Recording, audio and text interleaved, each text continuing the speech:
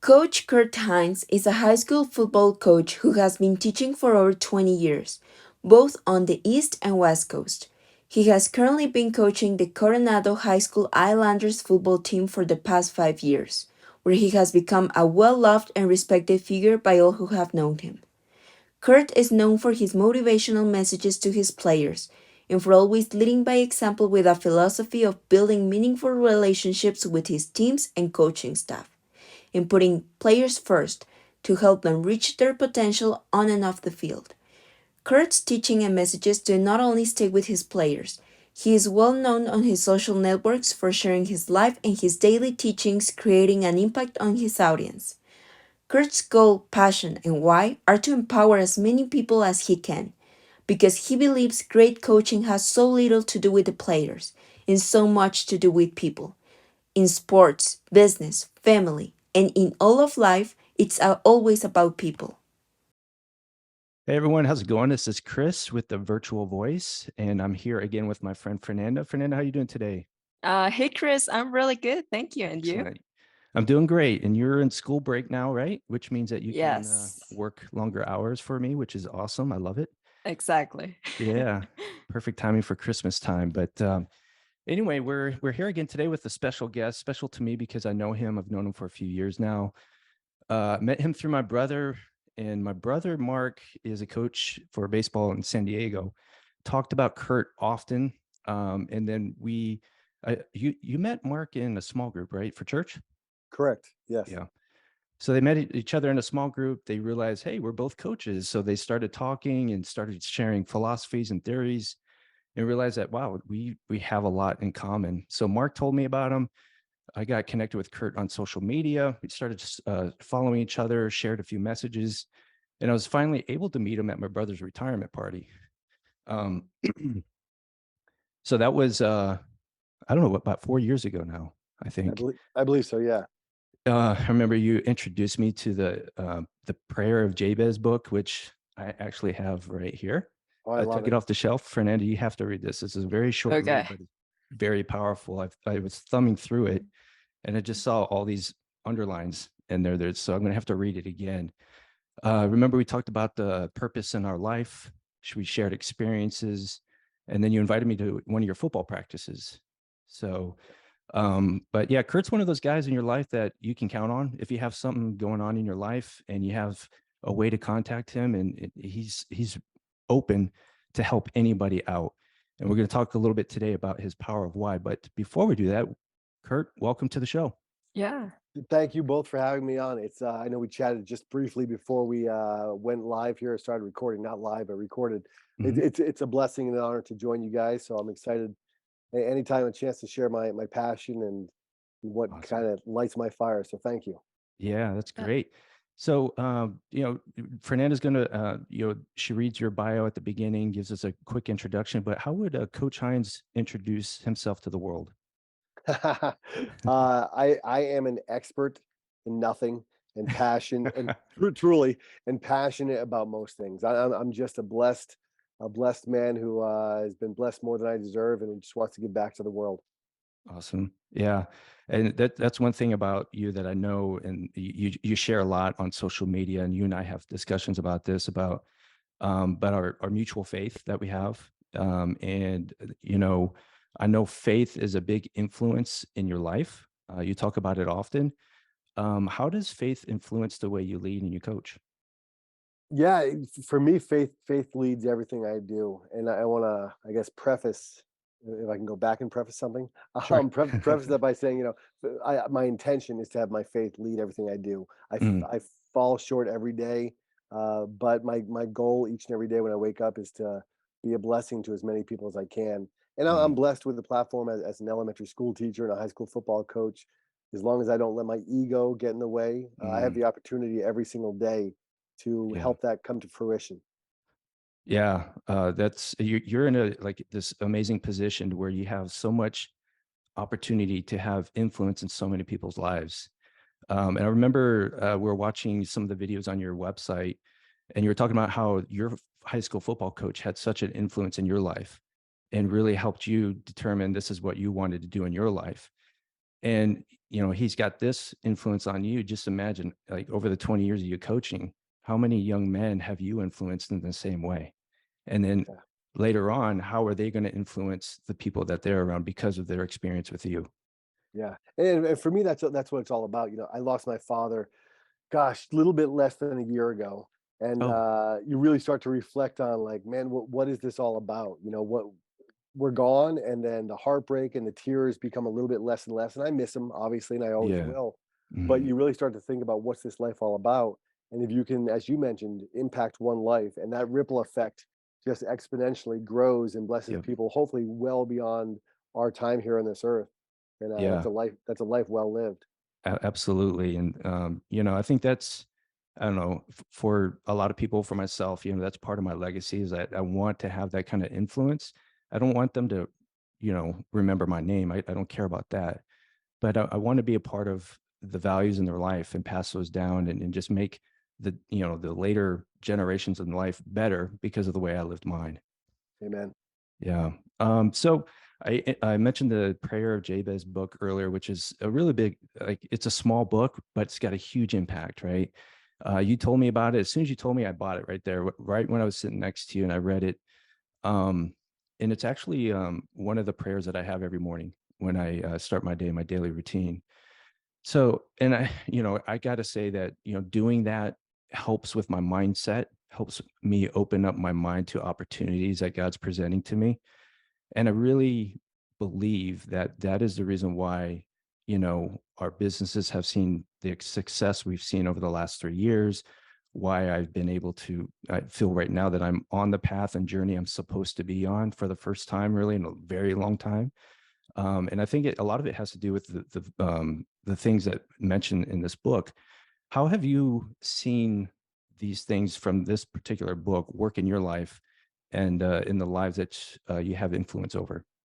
Yeah. So similar to you, Chris, I actually had a coworker back in New Hampshire who, a woman by the name of Maureen Lesarge. She'll probably never listen to this. I love it if she did. Yeah. But she was a woman who worked with special education children. I had a few kids in my class with special needs, and we were just talking about our faith. And she had lost her husband quite a few years prior to the two of us Mhm. meeting. And she mentioned the book, and I said, yeah, I'd love a copy. And she actually had an extra copy to give me. And I'll paraphrase, but part of the prayer of Jabez is, asking God to bless us, which really Mhm. seemed like, frowned upon back in the day, to ask God Yep. for blessings upon yourself, but with the intention of using blessings to do God's will. Exactly. And then there's another part of it that says, and once again I'm paraphrasing, but enlarge my territories. Mhm. And that also, Chris, the whole little prayer Jabez, in my own thought, words, and heart, are in my daily prayers. And I Yeah. look at my life since I was handed that book, probably about 10, 12, 15 years ago, to where Mhm. I am now. And God has exponentially enlarged my territory. And it's Yeah. humbling. It's humbling Yeah. to realize the reach we all have, especially Mhm. nowadays with social media, with podcasts such as the one we're on now with you guys. Um, it's God has opened doors in my life and for my family and I in ways that are far beyond what I ever imagined. And it has very little to do with any finances. It's just the Yeah, opportunity absolutely. to share my passion with others. Yeah. And I think, part of how I feel and believe that part of that expand my territory piece is not the finance is not like, acquisitions or possessions. It's more my territory of the amount of people I can influence, my larger audience, and that's how I see it. And I really feel that that was really kind of like the push for me to, like, hey, we need to do this podcast because we do have a good message here and we want to help people out. Absolutely. Well, it's funny too, so I'm the head coach at Coronado High School, as you know, which is a public school, but I teach elementary school at Christian Elementary School, Mhm. just about 25 minutes away. And just this Monday, we have chapel with our students every Tuesday morning. And Monday, I walked into the office, and my principal said, "Kurt, I have a question. You can say no." I'm like, I was like, "What's up?" And she said, "We have no speaker for tomorrow. Will you?" And I was like, "Yeah, absolutely." You know, Awesome. and following, so I put together a little lesson on, message. The following morning, Tuesday morning, I was getting ready for the day, and I was a little stressed out about it. I'm like, I still have Sure. to get this figured out and take care of this. And then I Yeah. laughed at myself because as I was praying, I prayed that prayer, enlarge my territories. Mhm. like, God, here's another opportunity to share my faith with a Yeah. student body and other teachers.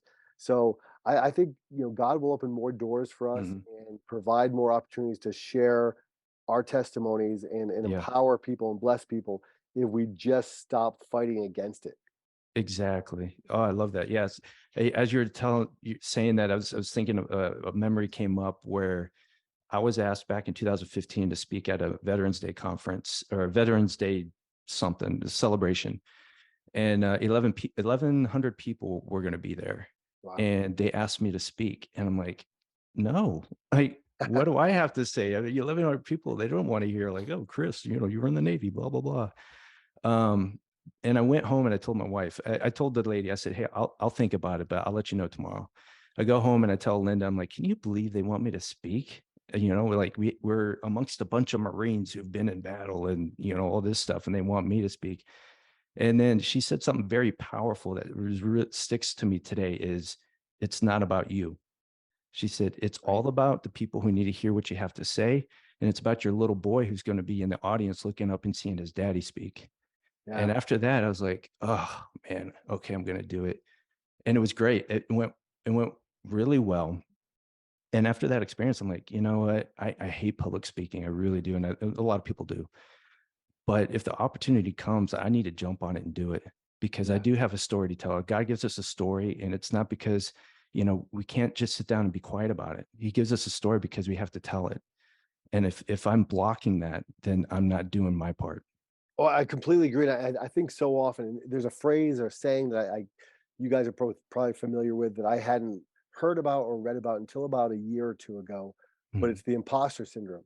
Yes. And I think so many of us suffer from that, if you will. And Hmm. it's my opinion, not a fact, but it's my opinion that that's what Satan wants. Every time an opportunity presents itself and God opens the door, Satan wants to creep in and say, "Hey, who are you? Exactly. You're just a woman, Fernanda, and you're in the Navy, Chris, and I'm just a fourth grade school teacher, and just that. Yeah.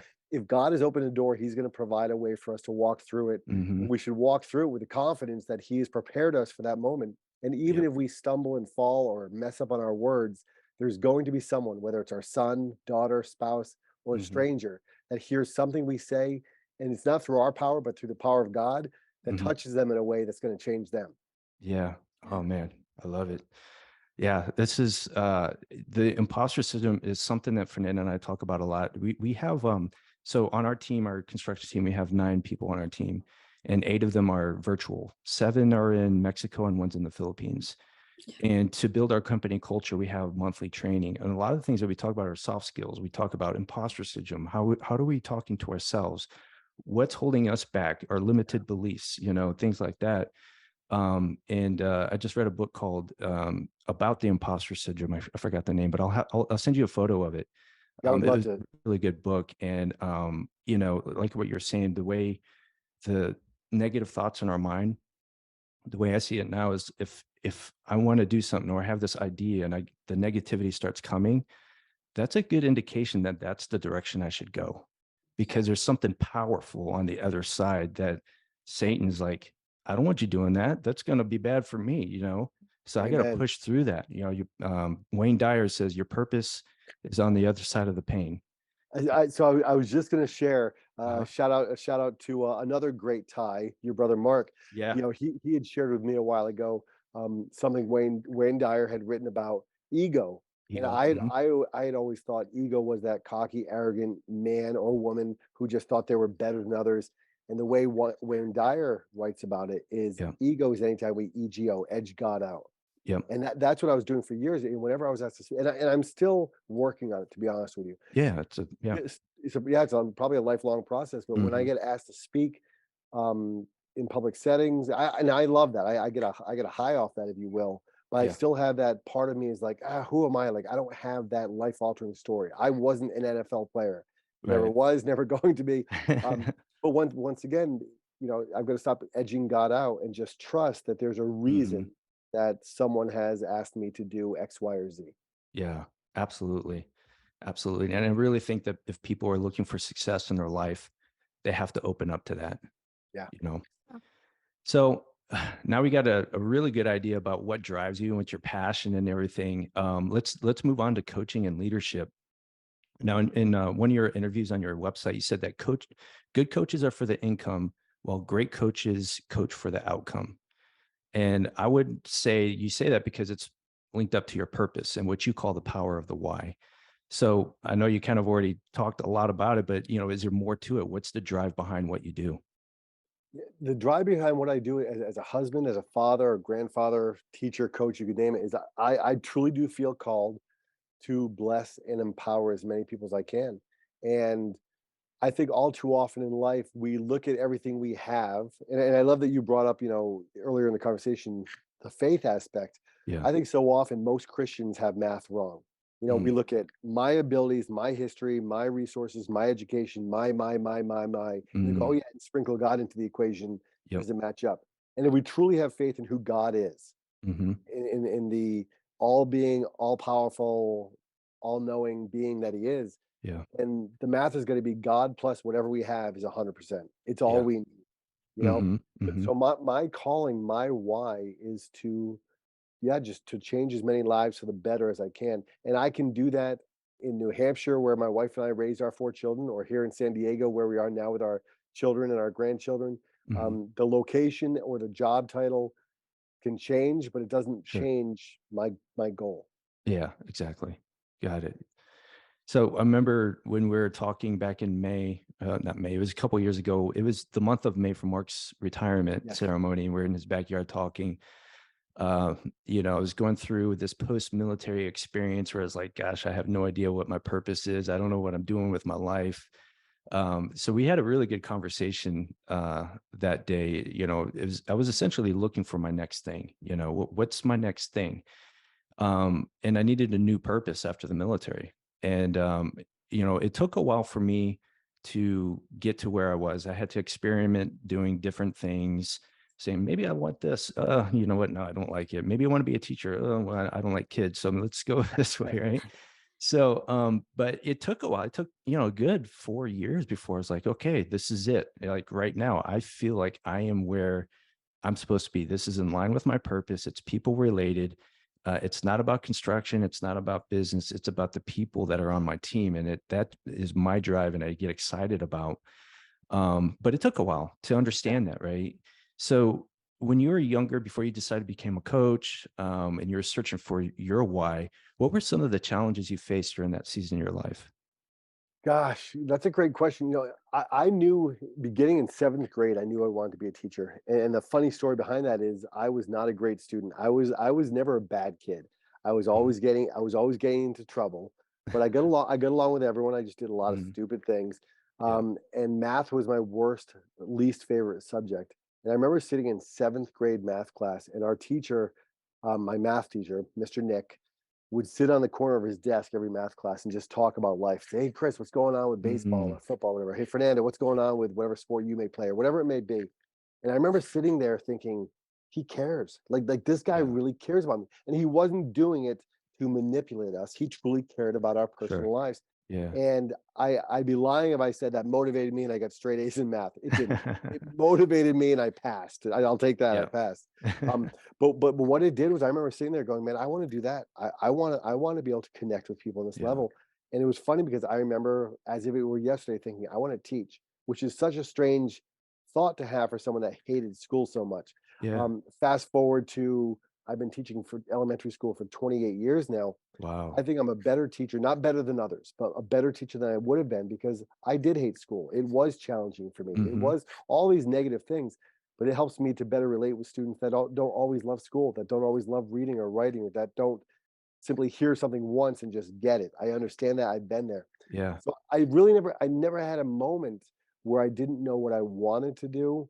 And that's just a blessing. I will Yeah. tell you though, in that process, there were a lot of tearful nights, a lot of prayerful nights Mhm. of with my wife and I when we were first married. We were married at 22, Yeah. had 4 children very early on in our relationship, of having our power shut off and not having enough Oh, money to wow. looking at my gas tank saying, hey, I got to fill up tomorrow. And my wife saying, hey, can you wait till Saturday, or can you wait one more day because we don't have any money in the account? Or just prayerful nights of like, God, what I feel called to teach, I feel called to do this and coach, but I'm not paying the bills. Like this is not working out. Mhm. And countless friends from church and other people saying, "Hey, what about going into sales? Or what about doing this and that?" And a lot of nice offers where I would have made a lot more money, but Mhm. I wasn't passionate about the calling of what that would do. Yeah. Having a bigger house, nicer cars, not having your power shut off sounded nice, but really Yeah. making the impact. I always knew I wanted to do something where I had a lasting impact. And Yeah. it was tough. And through those years, like I said, a lot of tears, a lot of heartache, and a lot of, trials, but Yeah. we kept pushing through, and we are thriving more now in San Diego, California, Mm. um, than we ever were in Goffstown, New Hampshire. And it doesn't make Wow. sense. The math does not work out. Yeah. But I'm a Yeah. firm believer that if you trust God, and I'm not saying trust God in that, hey, God's gonna, take care of everything. Yeah. One of my favorite quotes is, God will move mountains in our lives, but don't be surprised if he hands you a pick and a shovel. Yeah. We've got to get dirty. Exactly. We've got to do the Yeah. work. We have to do Um, our part. yeah, so I've always known what I wanted to do in teaching and coaching. Um, but I had to have that strong enough why to say, hey, listen, this sucks right now. I'm Yeah. doing what I love, but I'm not paying the bills. Mhm. I didn't feel like a man. We had to use food stamps the first few years of our marriage, I think a year and a half or two.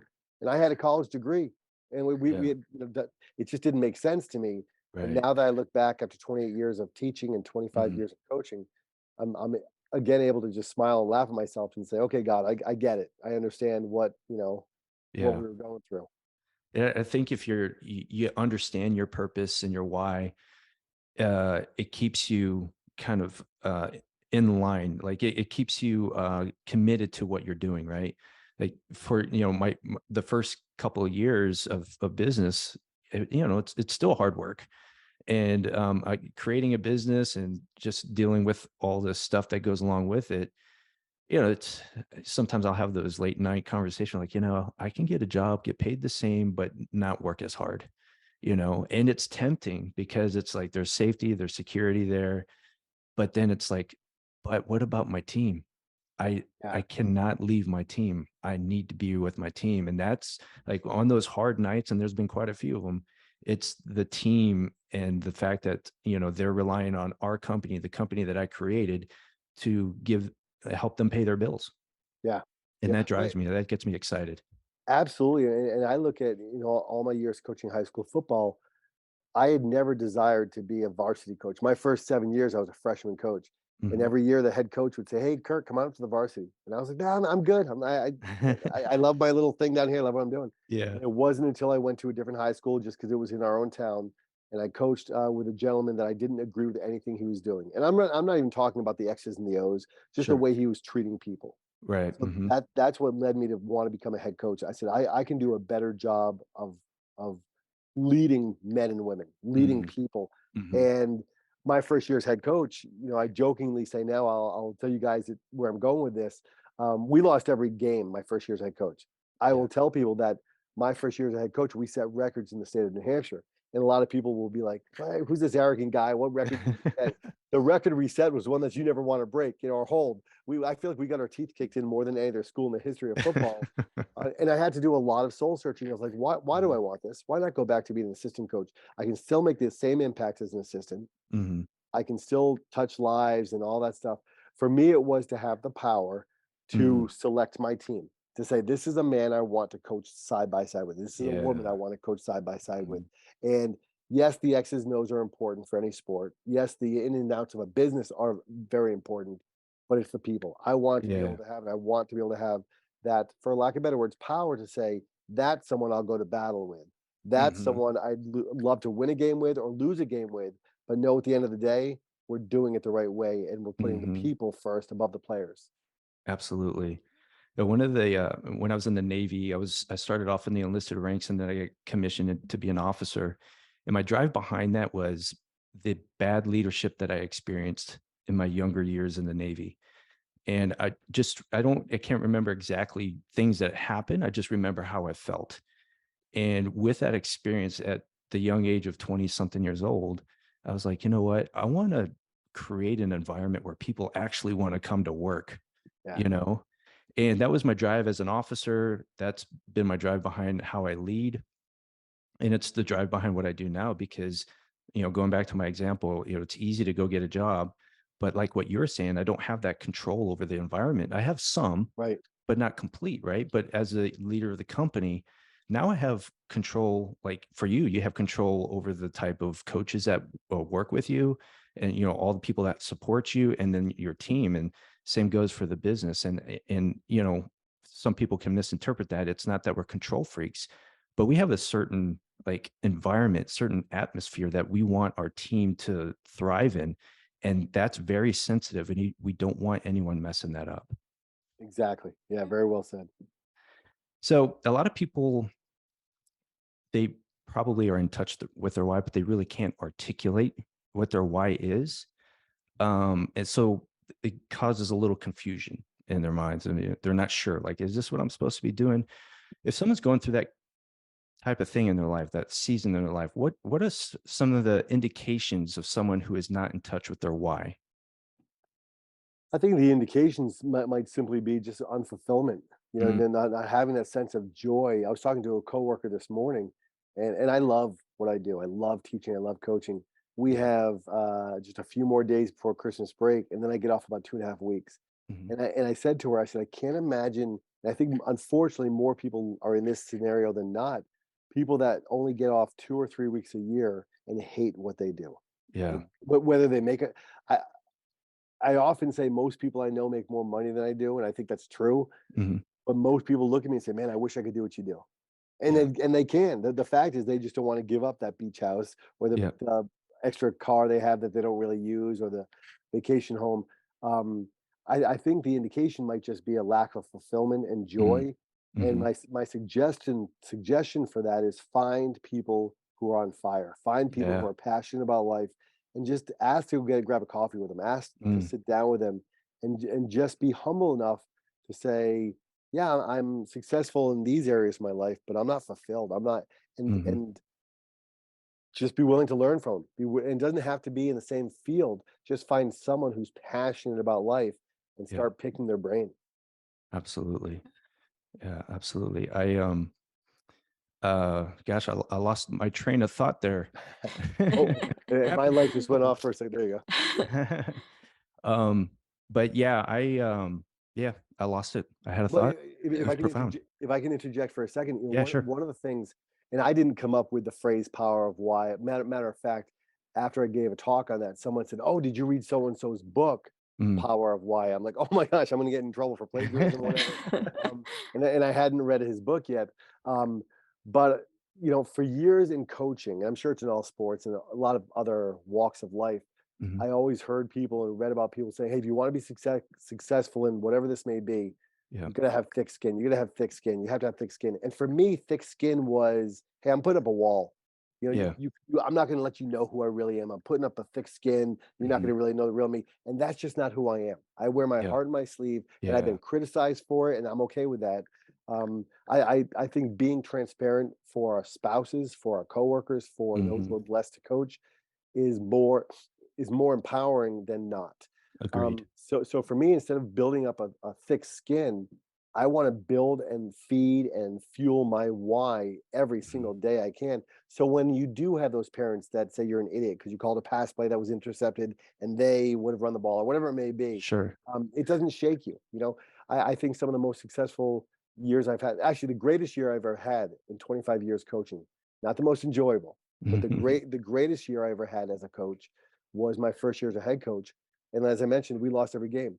I say it was my greatest because it really solidified my why. It Yeah. really helped me to understand that we can have tremendous success and still have a losing season.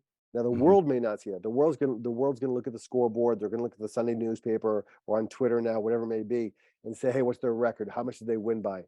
And that's important. And yes, yeah, I don't think anyone wants to play for a coach that doesn't want to win. But Yeah. if we're only winning on the field or the rink or court or mat, whatever it is, then we're failing our players miserably. Yeah. And at the end of the day, for all of our players, ourselves included, their playing days are going to come to an end. Mhm. And we want to make sure that we're helping them thrive on and off the field, not just in the games. Exactly. Exactly. Yeah, I remember back. So I was a teacher for 1 year, long enough to know that's not my thing. And I was teaching middle school and high school, and it was a good experience. I met some great people and I had fun. I just knew that it just wasn't me. Mhm. And so I've got one student, he was a senior in high school, and he was taking my class. He wasn't like the best student. In fact, the principal really didn't like who he was. And everyone just, there's a group of people who couldn't wait until he was graduating and gone, you know. And but somehow he and I had a connection, and he and I would have a lot of conversation. And then when I was done teaching, and I knew that was my last year, it was my last day, I'm not going to teach anymore, I said, hey, everyone, if you ever need me, here's my phone number, just give me a call, I'd be happy to talk to you. And Wow. he's been contacting me ever since. It's been 7 years. I love And that. he calls me up, hey, I'm having an issue with this girl, or I'm thinking about getting married, or I'm joining the military and I want to do this and that, so there's a lot of great conversations. And I'm like, that 1 year of teaching was worth it, just because I'm able to have this relationship with this young man now. Right? Yeah, Yeah. and to one of your points earlier, you never know how far that is going to reach with his own children or his career Yeah. or whatever he does. I Right. love that. And so, yeah, I mean, you're in a great position here. You're a coach and a mentor to hundreds of athletes, maybe thousands over the last 20 years. So you're in a position to kind of guide them, to help them to figure out what their why is. What's your approach, and do you have any pointers behind that? Yeah, my approach and pointers, I guess, is just build relationships. Mhm. I had the opportunity to speak up in LA a few months back, and during one of the breakout sessions, one of the coaches came up to me and said, "Hey, coach, he was asking about culture, like how do you build a team culture? How do you do this?" And I hadn't looked down at his hands yet to see if he had a wedding ring on, but I said, "Coach, are you married?" He goes, "I am." I said, "Are you happily married?" He goes, "I am. She's my best friend." I said, "What's the secret?" And he looked at me and I said, it's the same thing with coaching. There is no secret to it. You guys probably have a great relationship because you spend time together. So I Mhm. said, I think what you have to do is just spend a lot of time with your team, not at the sacrifice of your family. Make Yeah. sure you put them first, but spend a lot of time with your team. And I think building relationships over the years comes down to pouring into our players. I love the football season, but I actually Mhm. love the off season almost as much because during those times during the workouts, I can work side by side with them Mhm. and we're sweating together, we're training together, we're competing with one another. And I'm always just trying to pick their brains, nothing to do with football, but just, hey, what's going on? Who you're dating? How's your family Yeah. going? What's going on there? Exactly. To find out what makes them tick. Then I know how to, through knowing that and building that relationship, I know how to push them better in the field. What will motivate them? What will set Yeah. them back? Mhm. And when life is over, I just had a great phone call, a heartbreaking but great phone call earlier this week, where a young woman who was on my team this past 2 years ago, she Mhm. graduated. She just graduated from the Marines. Oh, wow. She's still in the Marines, but from Yeah. whatever boot camp or whatever it's called. Yeah. And I won't give any personal stuff away, but she called me. She said, or she texted me, said, "Coach, can we talk? I have some problems and I want to talk to you. I don't know who else to go to." And she Yeah. comes from a great family. Mom and Mhm. dad are great, well-educated people. So I called her later that day and we spoke for about 25, 30 minutes. And I wasn't able to solve her problem, but I was able to listen to her and Yeah. remind her that what she's going through is part of God's plan for her, and that there is a purpose for it. And Yeah. just continue that communication. It's all about relationships for me. I think all of success Yeah. is connecting with another human being and knowing or letting them know that I love you not because you can help me. I just love you for who you are. And I think that's our Exactly. job as leaders, is to look at those we lead and say, I love you just the way you are. And I Yeah. love you not to let you stay where you are. Yeah. I was guilty as a parent of many things, but sometimes saying Yes. to my own children, Too. hey, I love you, but, and then going into your room's a mess, or but, Yeah. well, that for me, the but negates everything I said before that. Mm. So now I've really started to work on my own terminology and verbiage, saying to my own children, my wife, to those I am blessed to coach, saying, I love you, and because I love you, I'm going to hold you accountable for being late to practice, and because I love you. And it's not that tough Yeah. love of, I think sometimes coaches or business owners, employers say, hey, I'm going to tough love and I'm going to get on them and it's okay to berate them and embarrass them. No, it's not. It's not Yeah. okay to do that ever. But it Agreed. is our job to love them enough to say, hey, I'm not going to allow you to be lazy. I'm not going to allow you to slack off. I'm not going to allow you. My wife, and she listens to most of the podcasts I'm on. Just the other day, she was having a real rough morning, and she's like, I get these bags under my eyes, and she felt really down about herself. And I was driving to work praying about her. We pray together every morning, every night. Mhm. So I ended up texting her, and I was like, Jill, I don't see those bags. I don't see them.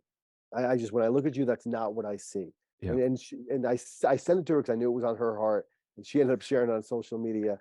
Um, but I love her enough to say no. Like if I see a flaw, I'm going to be honest with you, and be like, hey, yeah, I do think that's there if she asks, Yeah. or and Right. vice versa. But Sure. I also love her enough to be honest, say, I don't see that stuff. I'm not saying it's Yeah. not there, but I don't. That's not what I look at. When I look at you, that's not what I see. Yeah. So I think once again, it's about relationships and honest relationships Yeah. where people will come to you and say, hey, listen, I'm going to go to Chris or Fernanda, and I'm going to go to them not because they're a yes man or a yes woman, not because they always agree with what I say, but Yeah. I'm going to go to them because I know they're going to be honest. It might Exactly. hurt, it might Yeah. be painful, but I know it's going to come from a place of love. Yeah, absolutely. And like I'm speaking for me personally, whenever I go to somebody, that's what I'm looking for. I'm not looking for Yeah. validation of my opinion or anything. I just want like, hey, am I off track here? Yeah. And And, oh, go ahead.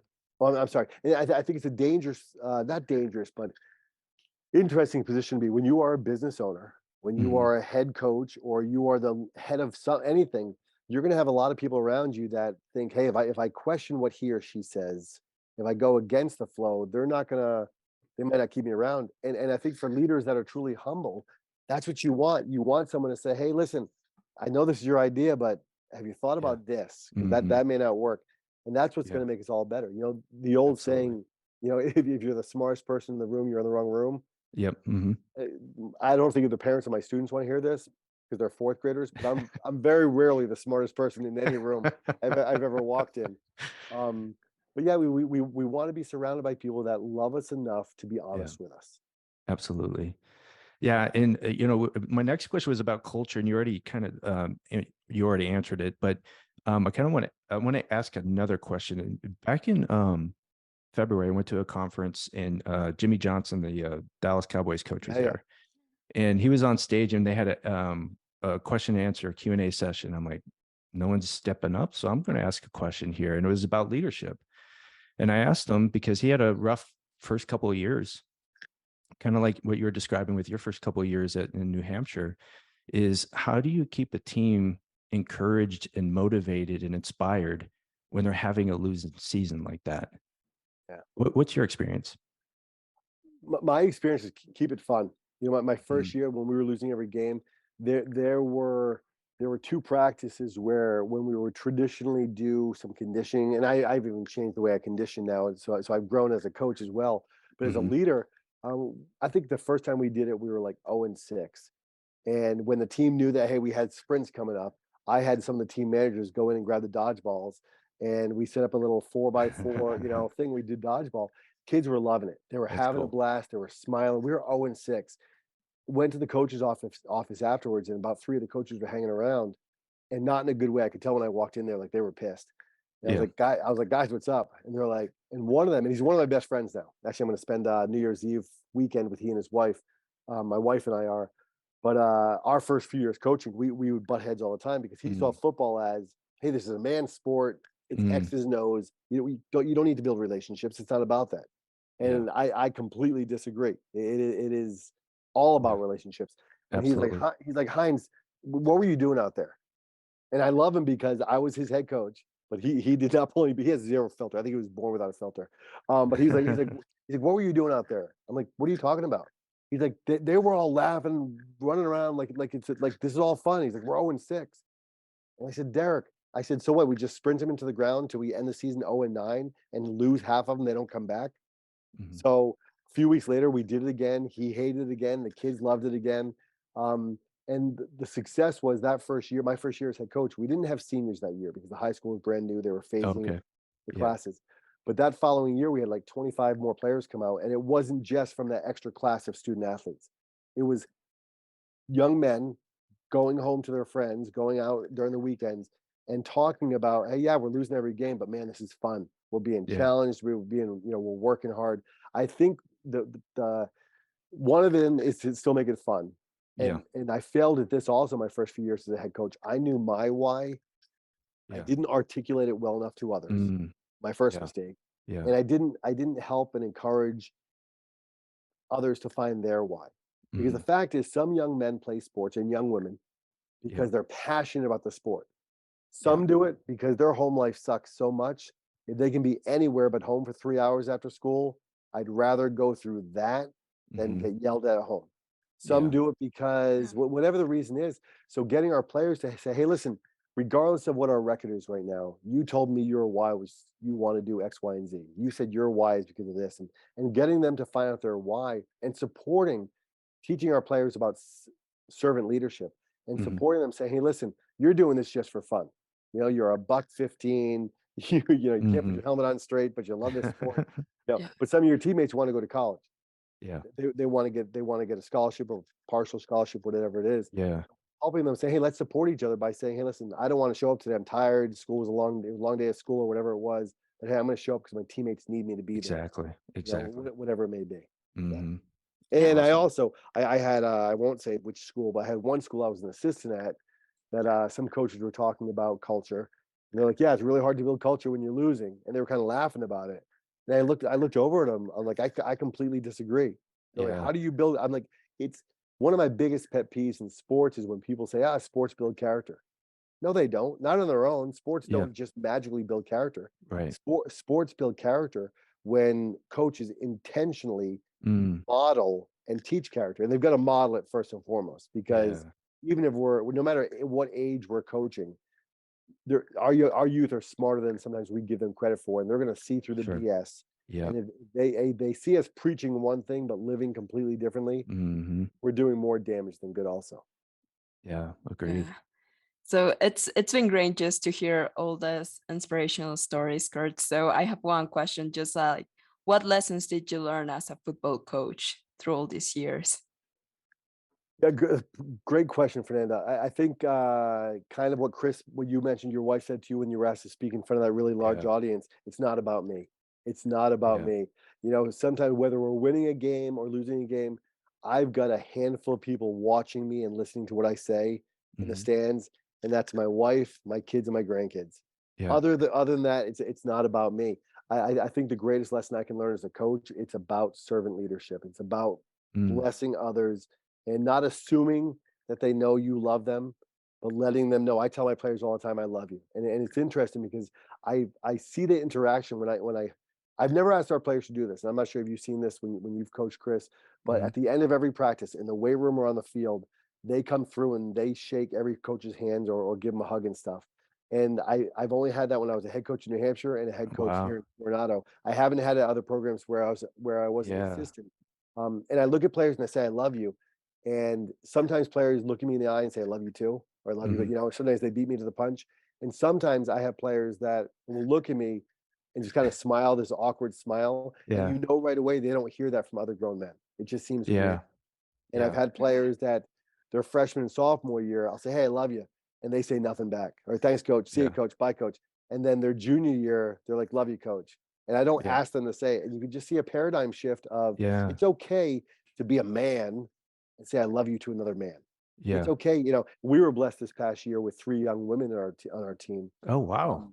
Yeah. And I've 9 young women that I've coached over the 25 years I've coached high school ball. Nice. This was the first time this past year we had 3. Um, Wow.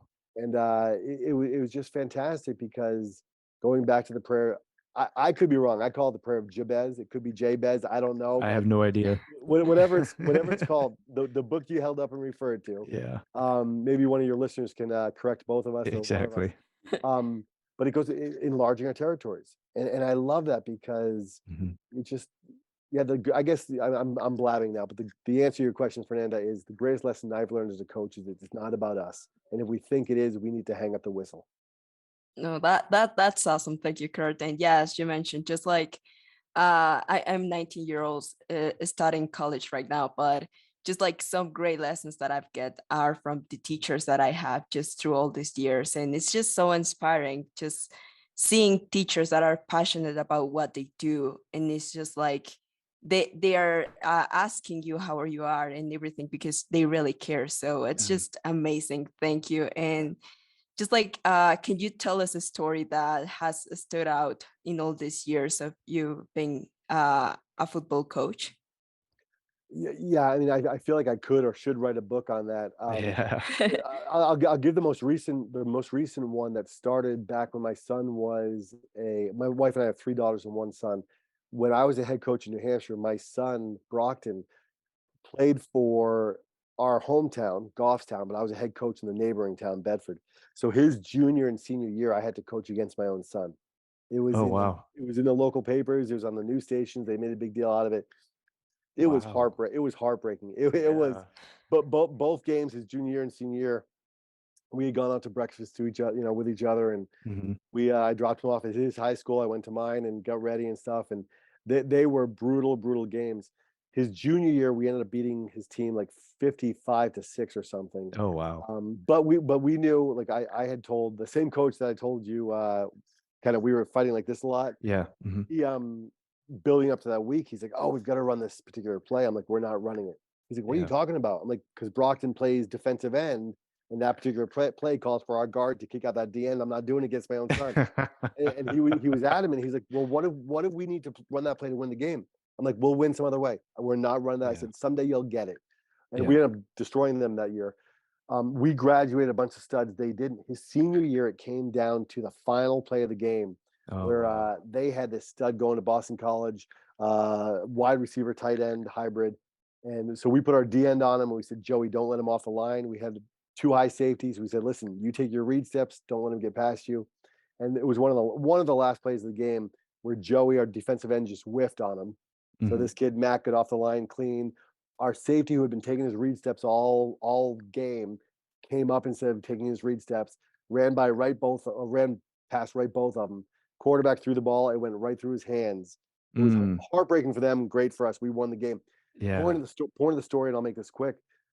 I wear my heart in my sleeve, as I mentioned, and Yeah. I tell my kids, I have since the day they were born. I will till the day I die. I love them. Yeah. I kiss them on the cheek or the forehead, whatever. Sure. Um, and I saw Brockton at the end of my son at the end of their line as we're walking through to shake hands. Yeah. I'm shaking hands, and my emotions were really high. And Yeah. about 20 yards away, I thought to myself, if he just walks away, doesn't he make eye contact? I still get emotional now. Yeah. Doesn't even make eye contact or just kind of slaps my hand. I have to respect that. I'd Yeah. probably be the same way. And we got No, that's a good 20, point. 20 yards away, 10 yards, 5 yards. I saw his eyes and they were just filled with tears. I Mm. started crying. We embraced each other. Um, One of my daughter's friends took a picture of it, and it's a picture I'll never forget. Meant the world to me. What happened was just this past season, Brockton was on our staff as a Oh, coach. So wow. it was such a blessing. He came up to me after the first week. He's like, "Dad, it's weird." I'm like, "Why? What's up?" He's like, "4 of your coaches are like, is your dad always like?" Now I hired 7 new coaches this past year. Mhm. He said 4 or 5 of your coaches asked me the same question separately. I was like, "What was the question they asked?" And he said they all said, "Is your dad always like this?" And he's like, "I didn't know where they were going to go with that." So I was like, "What do you mean, like what?" And they were like, "Well, like amped up and positive and always like loving life and stuff." And he was like, "Yeah, it is." And the reason I share that is I think for all of us, we go through Mhm. a stage of when we're 2 years old, 3 years old, our parents are heroes. Yeah. And when we become teenagers, our parents are complete idiots and they're the Yeah. enemy. They're giving us curfews and Yeah. telling us we're not doing good enough in school or whatever it might be. Yeah. And then there comes a point in our lives that we're fortunate enough where we're able to see our parents for who they really are. And Mm. most of them, not all, but most of them are selfless servants, and Yeah. they sacrifice so much for their families, for their children. So it's been Yep. such a blessing to have my son on the staff this year, be with him 6 days a week. We take Sundays That's off, but cool. six days a week, and coach side by side with him. So That's that's cool. some memories I'll never forget. Yeah. Yeah. That's awesome. So, coach, you don't seem like someone who just kind of settles and like, yeah, I'm good. You seem to kind of push yourself. Yeah, What are you currently doing to push yourself outside of your comfort zone? yeah, great question. Um, Gosh, not enough. I not enough. I During the football season, I hate that I'm saying this, but because it's an excuse. But during Sure. the football season, between getting up at 5:30 to be ready to teach all day, and then going to practice for 2.5 hours, then coaches meetings, I Mhm. don't work out much at all during the football season, Yeah. and I Mhm. hate that. Yeah. To push myself, this past football season. My son got married just a few weeks ago, Mhm. and I was 280.4 was my weight. Okay. At my heaviest, not proud of that. And Yeah. then my son and his fiance at the time came over for dinner, and we were talking about working out. And he's like, "What do you weigh?" And I said I was 275 at the time. Mhm. And I said, "By your wedding, I'll be down to 250." He's like, "There's no way." I said, "Bet, let's do it." So we put some money on it, had a little bit of a wager, Nice. and I was able to drop. I went down to 245. Wow. So was able to win the bet. I'm very competitive. And so the positive of that was I didn't work out a lot during the season, but my eating was on point for the most part. Sure. Mhm. And it's the first time in 25 years coaching that I lost weight during the season because I usually put Oh, on wow. a lot. So what Yeah. what I'm doing now to kind of build upon that answer is I'm just making sure I'm working out every single day. And Yeah, it could that's be good. something as simple as just doing push-ups here in the classroom when the kids are at recess or Yeah. whatever it is. But I'm getting to the point where I'm 51 now. And Oh, not that I think that's old, but yeah. it's not young. And I realize if you don't use it, you lose it. So I'm going to make sure that for my children, for my student athletes, and for my Yeah. grandchildren, I want Mhm. them to look at me and say that's a guy that can still run through a wall for us. We hear players Exactly. all the time say, "I'd run through a wall for that coach." I Yeah. want my players and my family to know that I will run through a wall for them Yep. at any given moment whenever they need it. Yeah, absolutely. I remember growing up, my dad was my age, and my memory of him is laying down on the recliner watching TV, and Yep. hey, Chris, go give me a glass of Pepsi. And I had to pour him his Pepsi and bring it to him because he didn't want to get out of his chair. And he lived his life. That's good. But my what I want my boys to see is like, okay, my dad's 47 years old and he's still getting after it. So Yeah. I want them to know that, hey, this is part of your life. Even when, like what you're saying, when you get older, things don't work so well, your back, your hips, whatever it might be. But gosh, you still have to like do something and keep moving. Yeah. Well, and one of my favorite high school coaches, he was not the head coach, but one of the Mhm. I was blessed with some great coaches. Mhm. But I won't say his name, but one of our coaches, very large man, but Mhm. not in a good way. He was Yeah. just big all around. And I remember in high school, he would always be screaming the loudest, saying, you're slow, you're dogging it, whatever.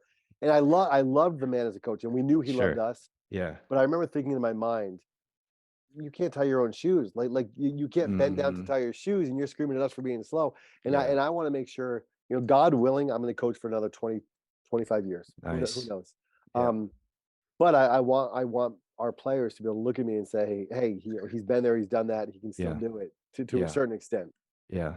I've had someone tell me once, and this made me feel old at a CrossFit gym. He goes, gosh, when I'm your age, I hope I'm in the shape you're in. Don't And you he was love like that? 20 something years old. I'm like, man, I'm not that old. Come on, get off my Right? back here. It's But I it's guess it true was a though. compliment, right?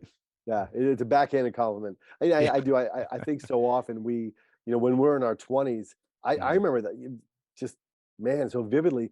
When I was in my 20s, I thought 30 was like, Yeah. man, you're near death. Like, why keep going? And now that I'm 51, I'm like, man, I've got I feel like I have another 50 years in me.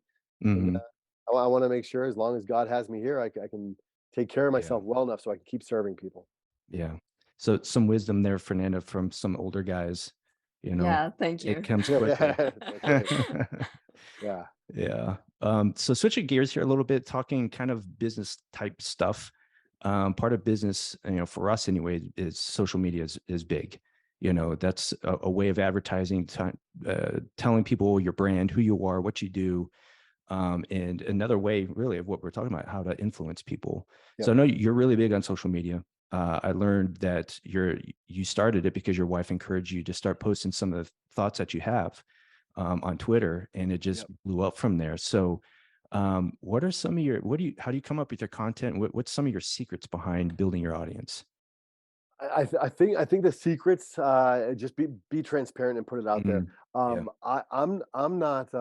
It's funny. A gentleman I was talking to on a podcast just yesterday or the day before was talking about one of the viral videos I had, and somehow I talked about my father passing, and I'm not proud of this, but when I first got on Twitter and started posting videos, I would, and I hate that I'm admitting this, but I would Uh-huh. think to myself, "Hey, I wonder if this will get a lot of retweets. I wonder if it'll get a lot Yeah. of likes." And, Yeah. and, I, and now I look We've back, been there. I'm like, really, like Yeah. my 13-year-old. Um, and now it truly is, you know, it's an audience of one. Like if I can put a message out there that I'm not going to put it out there if I don't stand by it and believe in it. Sure. If I can put it out there and one person, it touches one person, then that's a successful post. There's, you know, such a thing as successful or not.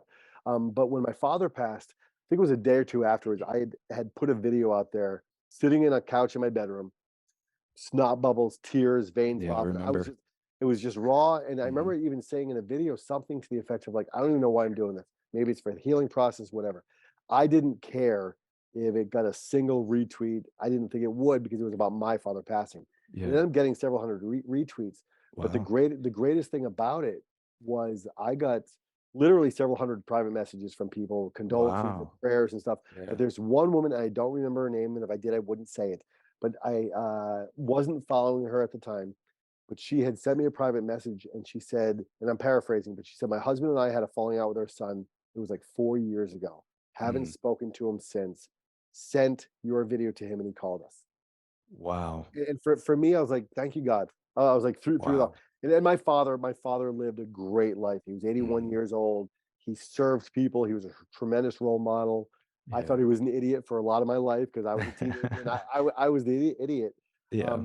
But I realized that, you know, growing my platform was put out content that excites you, put out content that you believe in and that you stand by. In Yeah. today's world and this cancel culture, I mean, you know, the old saying, if you want to make everyone happy, sell ice cream. Mhm. Well, you put a post out there about ice cream now, and the people who are lactose intolerant are going to try to cancel it. You can't Yep. even do that. Right. But I think just put out content you believe in. And I will say this also, Twitter a few years ago came out with the ability to not just retweet other people's content, but you can retweet your own. Okay. And first time I did it, I was like, "Am I that guy? Am I retweeting my own thing?" Then I thought about this. I was like, Mhm. "Wait a minute. What is Twitter, Instagram, Facebook, TikTok? It's a free platform to put out content, whether it's for Yeah. business, for coaching, for personal reasons. Mhm. And think about the big brands, Nike and Coke and all these things. What do? They pay hundreds of millions of dollars and run their ads over and over and over and over and over. So if Yeah. I put out a video and I think, man, this got some positive feedback and I know it touched one person, why Yeah. wouldn't I every so often Yeah. retweet it? Absolutely. Have someone else that was asleep when I posted it or in a business meeting or whatever. Mhm. I think just organically be yourself.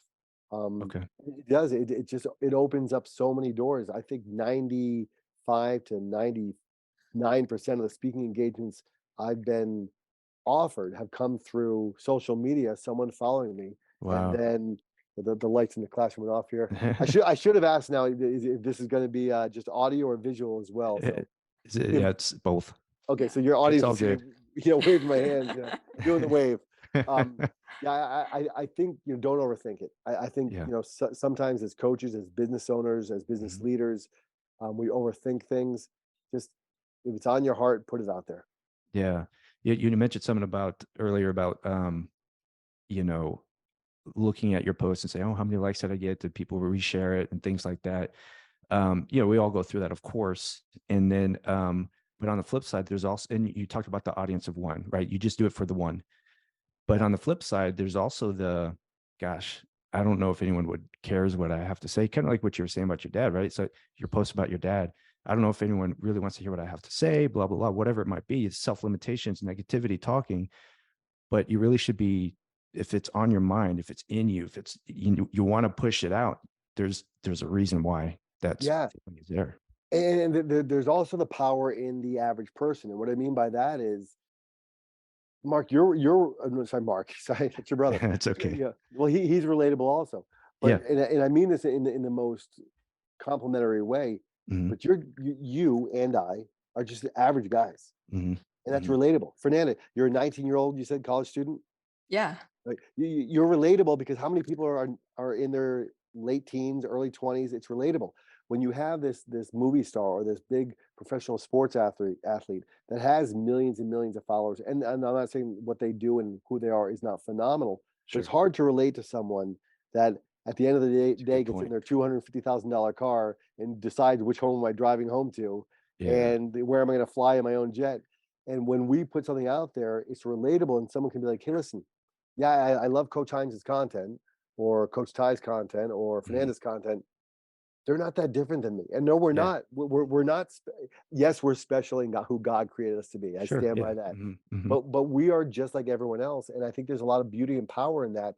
And I Yeah. think I think Satan so often wants to get back to the imposter syndrome, Yep. put that doubt in our own minds of, yeah, who wants to hear about your dad passing away?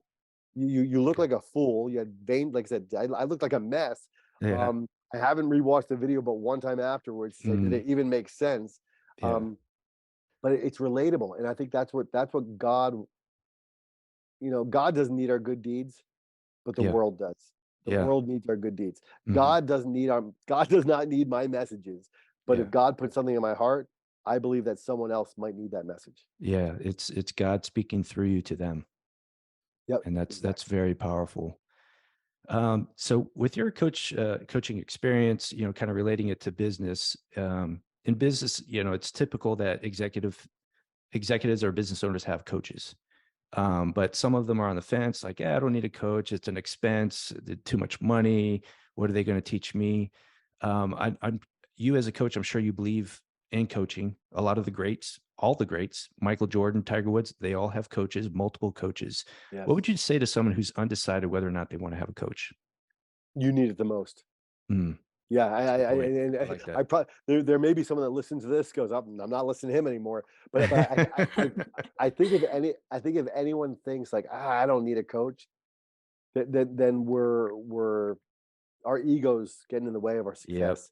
You know, 100%. I think all of us need. I mean, how many, as you mentioned, top executives, people in the sports world have personal coaches, whether Yep. it's shooting coaches, boxing out, pitching coaches, catching Hmm. coaches, whatever it is. Um, I think we all need someone, and if nothing else, a mentor. Yeah. And I think some people even shy away from that word mentor because wait a minute, mentor, they feel like a mentor is above someone else.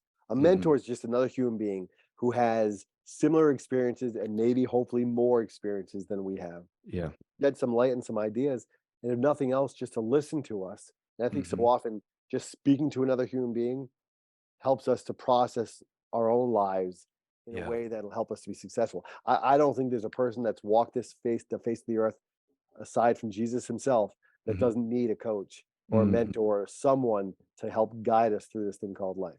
Absolutely. Yeah, that's Absolutely. great. So, how do you define success? Blessing others. Yeah, it's funny because when I speak at clinics often, or when I mentioned I'd spoken offline before we started recording at ADT Security, I'll often say I don't think there's a greater coach out there than me, and I believe that. And I Hmm. go on to say I don't think I'm greater than other coaches. By me saying I don't think there's a greater coach than me. I'm not saying I'm better than someone else, but I Hmm. know how I define success. If I define success by wins and losses, I'm not in the top 1,000 of coaches Hmm. in high school. Forget about college and NFL. If I Yeah. just define success by championship rings, yes, I've won a few, but it pales in comparison to the greats of the greats of the greats. Yep. I define success in empowering and blessing other people, and I know for a fact I've done that countless Yeah. times. And as we Yeah. mentioned earlier, that those who have been blessed by me have gone on to bless others. Hmm. So how can you quantify who's more successful? Yeah. If your goal is to change lives for the better, Yeah. we've done it. So how I define success is in life is empowering and blessing others. In football, the Hmm. exact same thing. I love that. That's great. Yeah. Yeah. What so what future plans do you have that you're excited about? Great question. I'm excited about this right now. This podcast. I'm excited when I get in the Awesome. truck to go home. I'm going to go to the Hotel Dell with my wife and meet up with our kids and grandkids to go look at the Oh, lights and sweet. stuff. Um, and I was thinking about this earlier. Um, I think there's a lot of heartbreak and missed opportunities and joy in people and always looking at what's next. Yeah. And I'm not settling for anything, but I'm living my dreams. Yeah. I'm coaching a school I love. I'm teaching a school I love. I'm married to the woman of my dreams. We have Mm. 4 beautiful kids and beautiful kids who sometimes irritate the snot out of me and Yeah. as young adult kids. Yep. So I think what's next for me honestly is when I lay down tonight to go to sleep and I mentioned earlier, I do this with my wife every night, praying to God, thank you for today. What's next? And just Yeah. saying, what do you want me to do next? Love it. I was offered a job in Georgia uh, about 7 months ago. That would have been a dream coaching job, just a Mm, dream job, but would have taken me away from family. yeah. I prayed about it, prayed hard about it for about a week. Got back to the gentleman and said, "Thank you so much. I'm humbled for the opportunity, the thought, but it's not right." And fortunately, that individual has a strong testimony as well, and he understands, Yeah. what I was saying with that. Um, so what's next for me, honestly, is just to continue to just trust God and try to make the most of the every day. I think and I've been guilty of this also. I think way too many people live for the weekends. They live for Yeah. vacations. They Hmm. live for what's next. And I'm a firm believer. Behind me, I have where is it? I have two of my vision boards behind me here Oh, cool. that I look at every day. I'm a firm believer in setting goals. I have a goal for my next weight loss, what I want to Hmm. get to. I have a goal for more money I want to save towards retirement. Yeah. So I'm a firm believer in goals and achieving things and attacking things with a passion. But what's next for me is I want to keep doing what I'm doing now. Yeah. Reconnecting with great people, meeting great people, and Yeah. just continue to try to bless people. I love that. Yeah. That's excellent. So yeah, just going to the final questions here. So which book was the most influential book you've ever read? Personally, it would be probably the Prayer Jabez, Hmm. because that's something that I just touched me in a way that I've as Chris mentioned, it's in my prayers every day. Hmm. Professionally, it is Inside Out Coaching by Joe Ehrman, and I'm not sure if either of you have read that. If you Mm-mm. haven't, I suggest it. A quick synopsis: Joe Ehrman, still alive. He was or is in the Hall of Fame for Syracuse University for, I believe, lacrosse and football. Went Oh, to go wow. play football for the Colts, I believe, for 13, 15 years. What he does in that book is he breaks down every coach, doesn't matter the sport or what level, whether it's third grade bobbleheads playing soccer on a field or Hmm. professional athletes.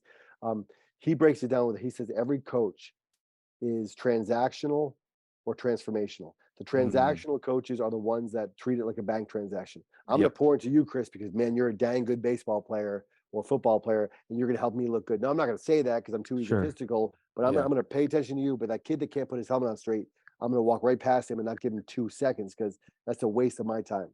And Hmm. I think the world is overpopulated with coaches that Yep. would never admit it because that's a painful thing to admit, Yeah. but coaches that only want to deal with the studs. And then Mm. he says the other coaches are the transformational coaches that realize that that little kid that can't even put his helmet on straight is Yeah. just as worthy and Yes. maybe needing more of the coaching than someone Hmm. that is that stereotypical Division I athlete that really makes us all look good. And Yeah. the fact is, it's at the end of the day, if we are in the business of leading and leading the right way, Yeah. we shouldn't look at their abilities. We should look at who they are as individuals and love them Exactly. just the same and coach them, not just the same. We all need different coaching, but Right. give them enough passion and enough love to give them the time they need to thrive in whatever Hmm. capacity that's meant for them. Yeah. That Yeah. sounds like a leadership book, really. It's It all is, about yeah. leadership. Yeah. Yeah. Inside Out Coaching by Joe Ehrman. Absolutely love it. That's awesome. Awesome. Thank you. So we know a lot of people are going to be inspired with this episode. What is the best way someone could get in touch with you? Yeah, Coach Kurt Hines, KurtHines, is on all my social media platforms. I have a website, coachkurthines.com. Matter of fact, just the other day when I emailed you back, I Uh-huh. was like, Yeah. "What's that email?" I was like, yeah, not email, but website. I don't go to my own website. I probably should, so it gets a view once in a while. That's funny. But yeah, just like we tell our football players, so often on social media they put fast cleats 73 or whatever it is. It's put your Mhm. real name, put your real picture so people can find you. And Sure. yeah, so it's Coach Kurt Hines. And it's funny too, because years ago, my wife had said to me, she's like, you don't have to respond to every private message when someone reaches out to you. And I was like, you're right, I don't, but well, why wouldn't I? Why Yeah. wouldn't I? So Yeah. I do respond to every single message, and it's been a blessing. Yeah. That's great. So, Coach, we before we started, we were talking about how we started this podcast, and when I was telling Fernando, I'm like, hey, one of our guests has to be Kurt Hines. We have to have him on our show. And the people who are listening or watching can see why. You have a great story. You're inspiring. You're got a great mission in life, and you're a great example to what leaders should be, what coaches should be, what we as people should be. So I really appreciate everything that you do, the example you're setting, the influence that you have in my own life, because I'm going to be able to pass that on to others who I influence. So thank you. That truly means a lot. Thank you both. It's we'll obviously have to keep in touch. I know we do through social media, but Yeah. I appreciate both of you. Thanks, Kurt. Appreciate it. Yeah, Awesome. thank you so much. I don't know, it's been great. It was a great episode, and yeah, just hearing your story, hearing all the things that you have to say, it's just, I don't know, it's great. And yeah, I'm really honored just to be here talking to you and just learning all the lessons that you have to give to the young generations. So yeah, thank you so much for being in the podcast. I appreciate that. You guys are awesome. I love you, and have a great Christmas. Thanks, No, Kurt. You thank too. you. You Awesome. too. Thank you guys. Take care. Bye. Oh, wow. That was very, very good. Coach Hines, I saw him first on social media, introduced by my brother, and I couldn't wait to meet him. And when I finally did, I remember I was sitting, it was a party in my backyard, in my brother's backyard.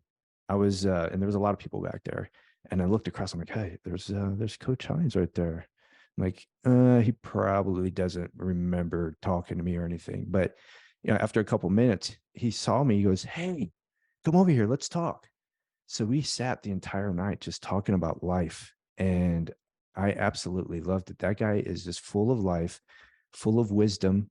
And, it's so fun to see someone who's in their element and just making a difference in what they do. So I'm always excited to have him on a show. Yeah, it was, I don't know. It was great. And I always say this with all the episodes that we have. Mhm. It's just like, it was great, but I don't know. It was, I was just listening everything that he was Mhm. saying. And for me, it stood out really because sometimes I don't know, I'm young. I can be skeptical and just like, Mhm. my faith in God and everything. But Mhm. just hearing him just talking and Yeah. being so humble about it, Yeah. and just saying like, yeah, I do this for the people, I do this just to make a Mhm. difference and Mhm. everything. It was just so inspiring, just to I don't know, to think that there's people that they don't care Yeah. about themselves, that they do it for someone else. And I don't know, that was beautiful. I Yeah. really love this Yeah. episode. And yeah, I don't know, it's great just to hear these stories. And I know Mhm. a lot of people that hear us can relate to that. Yeah. And yeah, I think this is the why we do the podcast, is Exactly. because if it gets to just one person, it doesn't matter if it's 100, just one person, Yeah. Yeah. we're we're accomplishing the goal. So Absolutely. I don't know, just I'm pretty happy. And Mhm. just I love to think about after this episode, and just start to think which ones are the whys of our lives and what are Mhm. we doing right now, because Yeah. I don't know. Yeah. Yeah, it's fun to see someone who is really in touch with their faith, but they are not preachy about it. They're Yeah. just living their life being the example. And that's more attractive than someone who's preaching at you. And that's who Kurt is. And it's just a blessing to know him. I'm glad I do. We don't talk often, but like I said, if I ever need something, I know I can reach out to him and he'll be there. So that's just the type of guy he is. And to be honest, I kind of want to be like that. you know Yeah. so people like him make me better. So anyway, Yeah, go sorry.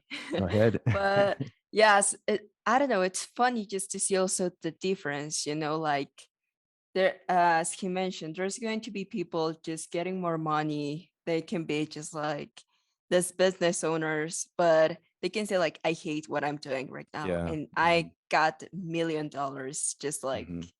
on my table desk, but I hate what I'm doing. Mhm. And he's so passionate about it that it's like, yeah, maybe money is not the key to everything. It's just like Yeah. the passion that you have behind all the things that you do. Mhm. So I think Absolutely. sometimes we just confuse those things and we're like, I'm doing this because I love it. Like, Yeah. do you really love it, or do you just want the profit that you're taking out of it? And Yeah. it's like, no, you have to be passionate about it, because they're going to be I don't know, you're going to pass 60 years, 70 years, you're going to be old and you're going to be Mhm. thinking, what did I do with my life? It's Yeah. just, I spent my whole life doing something that I hate.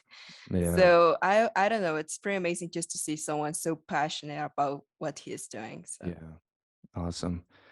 Well, we got a few more great guests lined up, a few good episodes. We got several. We got several years of great content coming at you, people. So be ready for it. But anyway, we'll close this one up today. Fernanda, go for it. okay, so yeah, thank you everyone for being in this episode, for being here with us, listening to this. And yes, Chris mentioned we're going to have more guests, more topics that we are going to talk about, that they're great. So yeah, stay tuned for the next episode. And thank you, Kurt, for being an amazing guest. Mhm. So yeah, thank you and stay virtual.